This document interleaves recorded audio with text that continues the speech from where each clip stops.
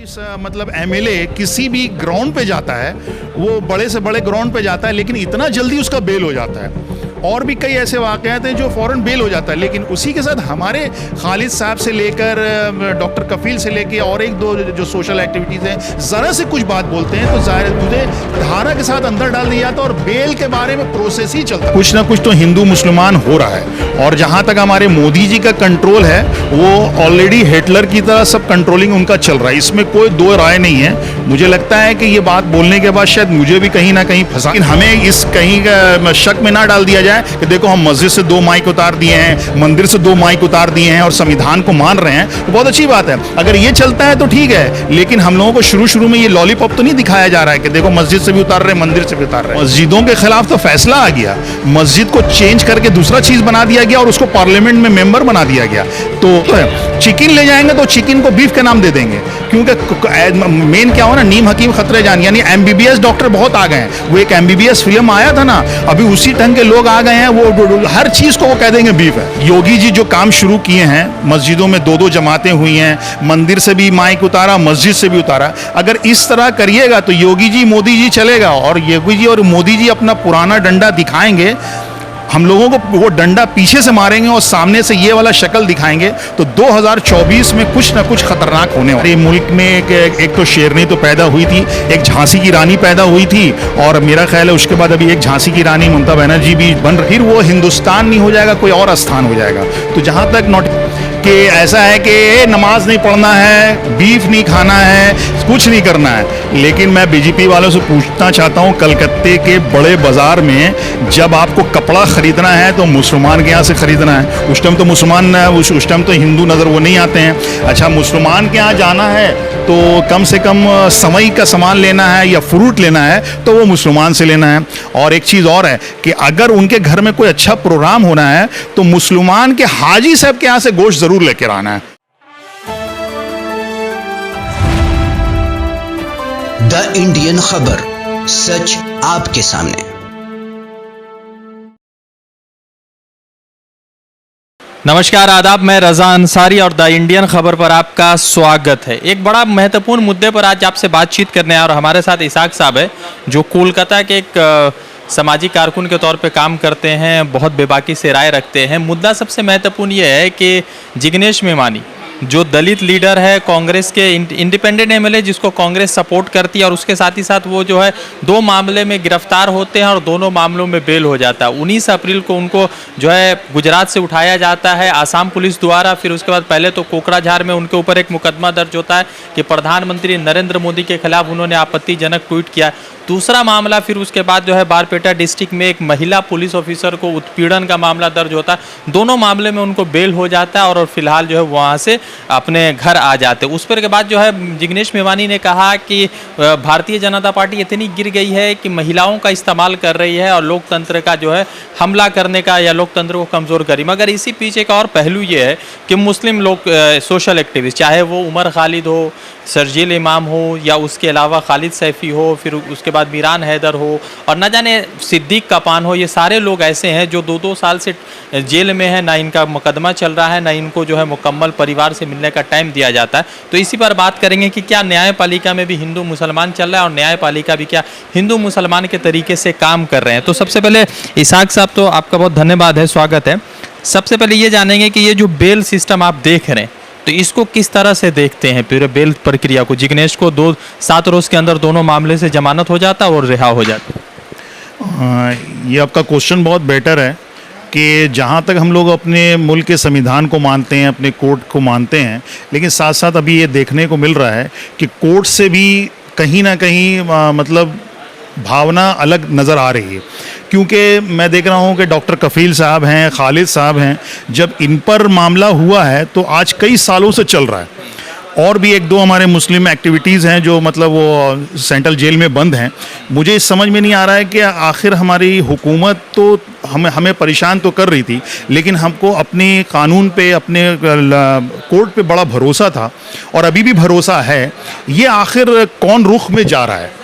क्योंकि हमें थोड़ा से खदशा इस चीज़ का लग रहा है कि जब मैं आज से 20 साल पहले बाबरी मस्जिद के केस के बारे में सुनता था तो बड़े से बड़े जज जो हिंदुस्तान के जो रिटायर भी हो गए ऐसे सुप्रीम कोर्ट के जज, तो वो भी ये कहते थे कि नहीं जो है फैसला जो है बाबरी मस्जिद के ही हक में आएगा, मुसलमानों के हक में। मुसलमानों के हक में आएगा। और ये मैं नहीं कह रहा हूँ, अगर आप 20 साल पहले के संविधान के मानने वाले बड़े से बड़े जज को आप देखेंगे तो उनका बयान है कि ऐसा हो नहीं सकता है कि सुप्रीम कोर्ट कभी भी बाबरी मस्जिद को हटा के कोई और फैसला दे दे।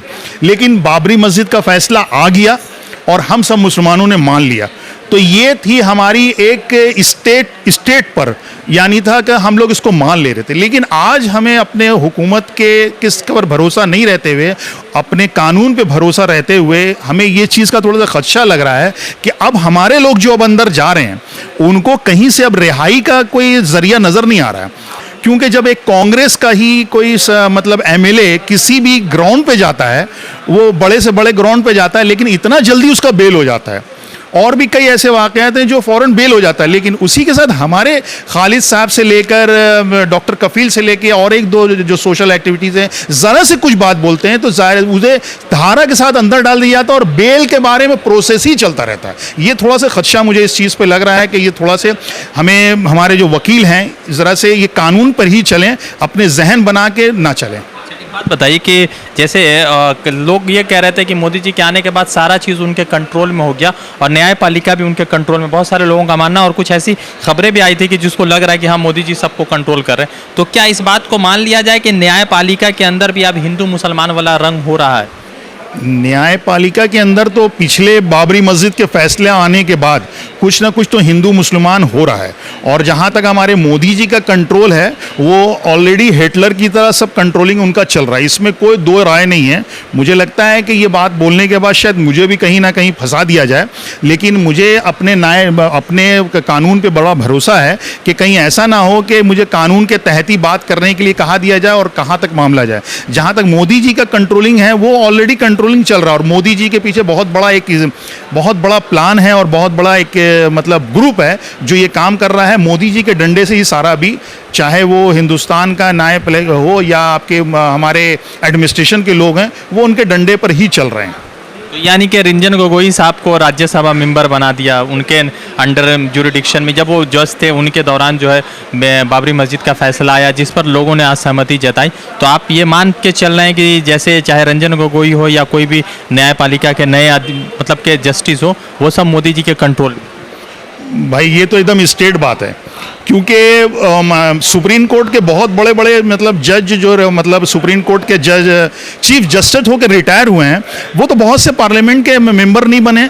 ये फौरन बाबरी मस्जिद का फैसला देते हैं और पार्लियामेंट के ये मेंबर बन जाते हैं। इसमें कहीं ना कहीं तो ज़ाहिर बात है, शक शुबा है। एक इंसान वो इंसान का शक करने का है और मुझे इस पर शक है कि ज़रूर कहीं ना कहीं मुझे लगता है कि न्यायपालिका के अंदर भी जो है कुछ ना कुछ हिंदू मुस्लिम का भी भेदभाव आना शुरू हो गया।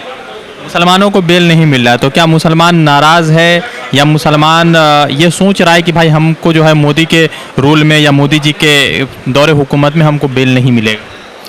ये हो सकता है, लेकिन अगर मुसलमान ने मतलब डर इस चीज़ का रहा है कि अगर कानून का बात किया जाएगा तो हमारी जीत होगी, लेकिन कानून का बात नहीं हो रहा है, अपने दिमाग का बात हो रहा है। और कानून के अंदर अपना दिमाग का कानून चल रहा है। अगर हमारा इंडियन कॉन्स्टिट्यूशन के हिसाब से चले तो मुझे डर नहीं है, लेकिन अभी हमारा इंडियन कॉन्स्टिट्यूशन का रोल नहीं चल रहा है, किसी और चीज़ का डंडा चल रहा है।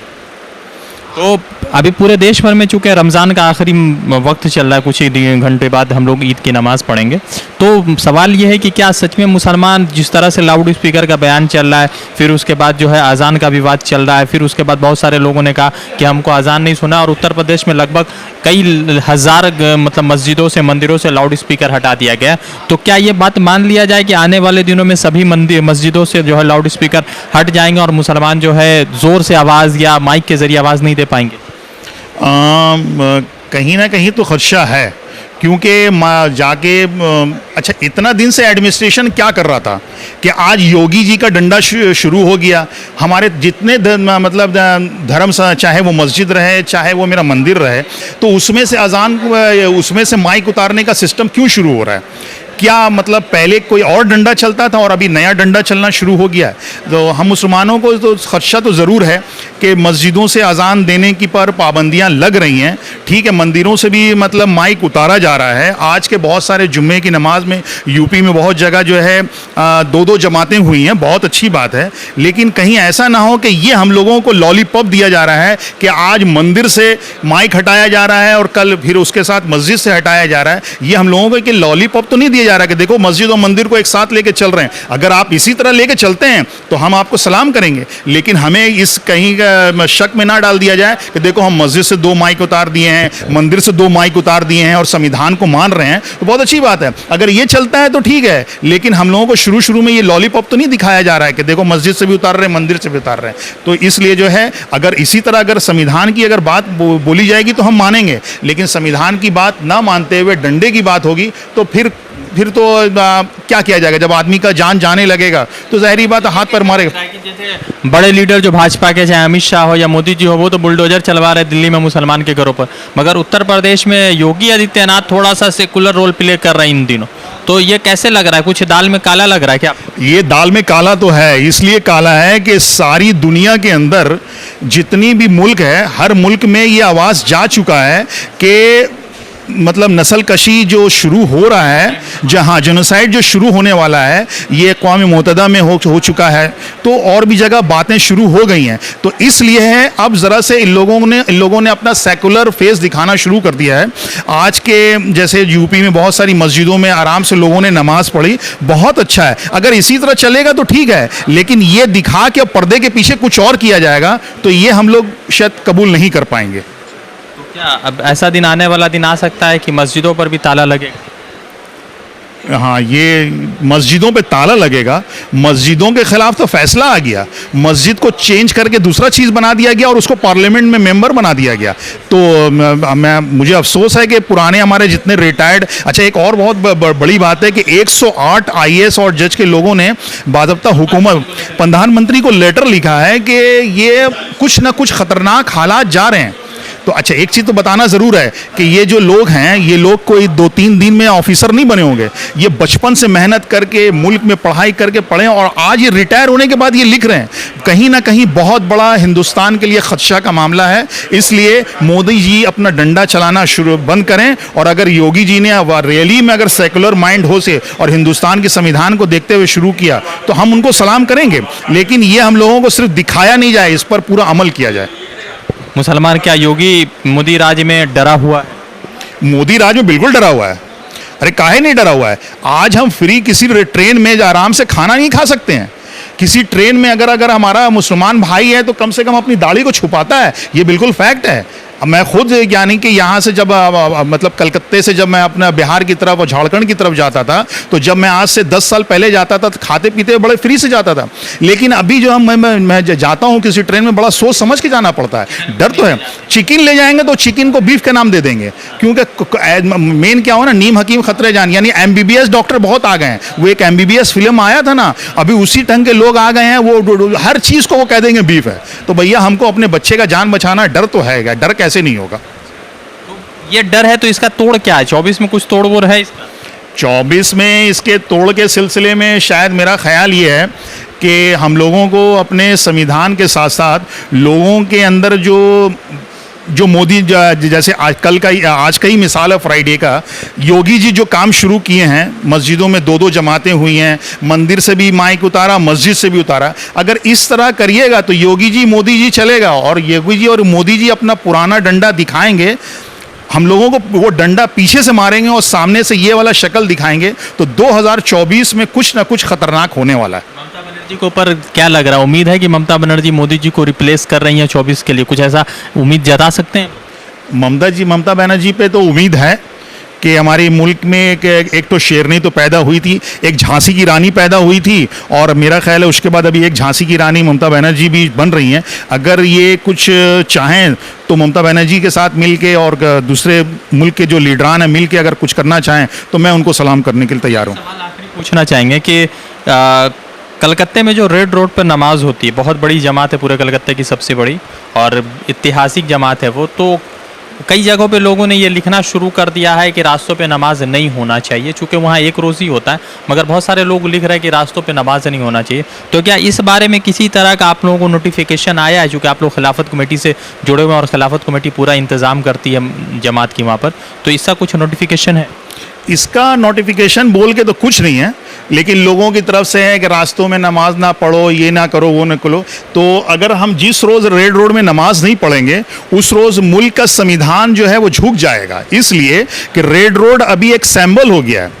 क्योंकि दुर्गा पूजा का जो एक प्रोग्राम है वहाँ होता है, क्रिसमस का एक प्रोग्राम है जो वहाँ से जाता है, तो अगर ये चीज़ अगर कर दिया जाएगा कि रेड रोड में नमाज नहीं हो तो फिर वो हिंदुस्तान नहीं हो जाएगा, कोई और स्थान हो जाएगा। तो जहाँ तक नोटिफिकेशन का मैटर है, डेट वगैरह कुछ बीजेपी आरएसएस कुछ मैसेज वगैरह, चूँकि मुझे भी बहुत सारी गालियाँ पड़ती हैं वीडियो में, तो ऐसा कुछ आता है आप लोगों के पास?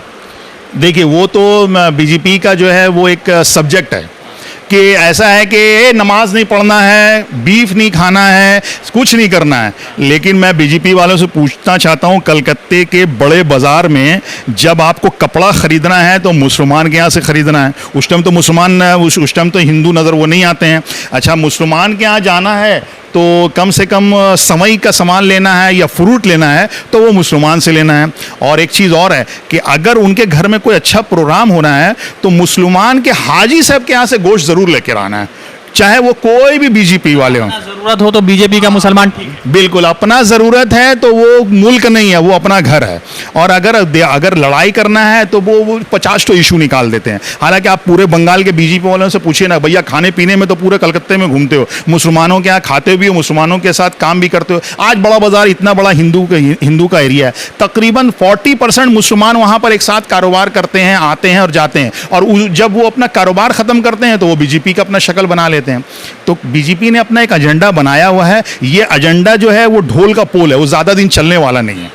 एक आखिरी सवाल करके एंड अप करेंगे। जो मुसलमान नौजवान जेल की सलाखों के पीछे हैं, उनके बारे में कौन सोच रहा है और कब रिहाई उनको मिलेगी? उसके बारे में तो मैं जमीयत उलमा हिंद को सलाम करता हूँ कि भाई आखिर जमीयत उलमा हिंद ने अपने सुप्रीम कोर्ट और मुल्क के जो भी स्टेट के एरिया है वहाँ पर जाके वो दरवाज़ा खटखटा रहे हैं। इसलिए खटखटा रहे हैं कि, और अच्छा एक चीज़ और है कि मुझे अपने अफसरान पे बड़ा वो है कि आज जमीयत उलमा हिंद के साथ बहुत सारे जो अफसरान हैं वो हमारे हिंदू अफसरान भाई भी हैं और मुसलमान अफसरान भी हैं। तो मुझे ये लगता है कि मुल्क में जमीयत उलमा हिंद के अलावा और भी जो कमेटियाँ हैं, मैं अपनी खिलाफत कमेटी को भी कहूँगा कि मुल्क के संविधान और मुल्क की आज़ादी में बहुत बड़ा रोल खिलाफत कमेटी ने अदा किया था। इंशाअल्लाह उम्मीद है कि हम लोग सब मिल के अपने मुल्क में अपने सब भाइयों को बचाएंगे। अपने मुसलमान भाइयों को तो ज़रूर बचाएंगे, भाई बचाना तो ज़रूरी है, क्यों नहीं बचाएंगे। अगर हम कहेंगे नहीं हम सिर्फ हिंदू भाई को बचाएंगे तो इसको बोला जाएगा दोगलापंथी। अरे भाई, जब हम अपनों का ख्याल नहीं रख सकते हैं तो दूसरों का ख्याल काहे करेंगे। पहले अपनों को हम ज़रूर बचाएंगे और साथ साथ अपने भाई को भी बचाने की कोशिश करेंगे।